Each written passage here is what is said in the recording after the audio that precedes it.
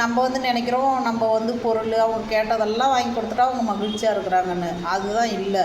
அவங்களுடைய மனநிலையை பார்த்து அவங்களுக்கு ஒரு தனி சுதந்திரம் இருக்குது. அவங்களும் கூட ஒரு 4 பேர் கூட பேசி பழகி அவங்களுக்குன்னு ஒரு 100 5 சம்பாதிக்க ஆரம்பிக்கணும்.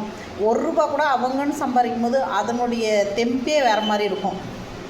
தான் சொந்த இதில் சுயமாக சம்பாரித்து அந்த ₹100 எடுக்கும்போது அதில் இருக்கிற மகிழ்ச்சி வேறு எதுலேயும் வராது. அதனால் முடிஞ்ச அளவு அவங்கள சம்பாதிக்க விடுங்க. அவங்களும் வந்து இந்த மாதிரி டெய்லரிங்கெல்லாம் கற்றுக்க அலோவ் பண்ணுங்கள். அவங்க வந்து வீட்டை சுற்றி வீட்டிலே இருக்கணும் மட்டும் யோசிக்காதீங்க. நம்ம எவ்வளோ வசதியாக இருந்தாலும் எவ்வளோ பணக்காரராக இருந்தாலும் நம்மளுக்கு பொருளாதாரம் எவ்வளோ தான் இருந்தாலும் அவங்களுக்குன்னு ஒரு தனி சுதந்திரம் வேணும். அதை நீங்கள் அவங்களுக்கு கொடுங்க. இப்போ இந்த கை வந்து எப்படி மார்க் பண்ணி கட் பண்ணுறதுன்றதை சொல்கிறேன் பாருங்கள். இங்கே பாருங்கள், கையினுடைய மொத்த உயரம் போட்டிருக்கு இல்லைங்களா, இதுதான் மொத்த உயரம். 10 சென்டிமீட்டர் மொத்த உயரம் எடுத்து பாக்ஸ் பண்ணியாச்சு. இதை பாக்ஸ் பண்ணிக்கோங்க.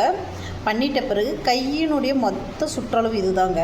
மொத்த சுற்றளவு 9 சென்டிமீட்ரு. அது வந்து பாருங்கள் இங்கே கொடுத்துருக்கேன்.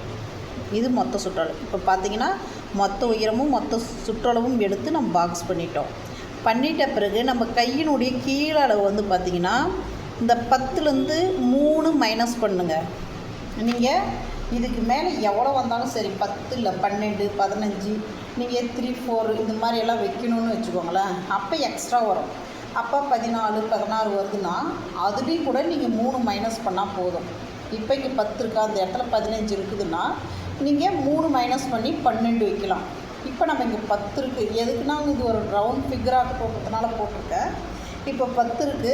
10ல் 3 மைனஸ் பண்ணால் 7 வருது.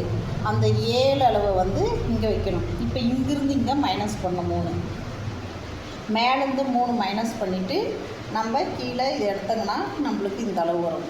இதை வச்சு நீங்கள் இதை பேஸ் பண்ணி இதை ஒரு லைட்டாக ஷேப் பண்ணிங்கன்னா உங்களுக்கு வந்துடும். இது ஃபஸ்ட் ஷேப்பு, நம்ம கையினுடைய ஃபஸ்ட் ஷேப். செகண்ட் ஷேப் வரைகிறது வந்து இதிலிருந்து ஒரு 1/2 இன்ச்சு டிஃப்ரெண்ட்டில் இந்த சென்டர் மிடிலில் வரணும். இது ரெண்டுத்துக்கும் மிடிலில் ஒரு 1/2 இன்ச்சு கேப் விட்டு அடுத்த அளவு இதை பேஸ் பண்ணி எடுத்திங்கன்னா உங்களுக்கு வந்துடும் 6 இன்ச்சு இதில் எடுத்திங்கன்னா கையளவு வந்துடுங்க. நீங்கள் இதை ட்ரை பண்ணி பாருங்கள். இந்த வீடியோ உங்களுக்கு பிடிச்சிருந்தா ஷேர் பண்ணுங்கள், கமெண்ட் பண்ணுங்கள், லைக் பண்ணுங்கள்.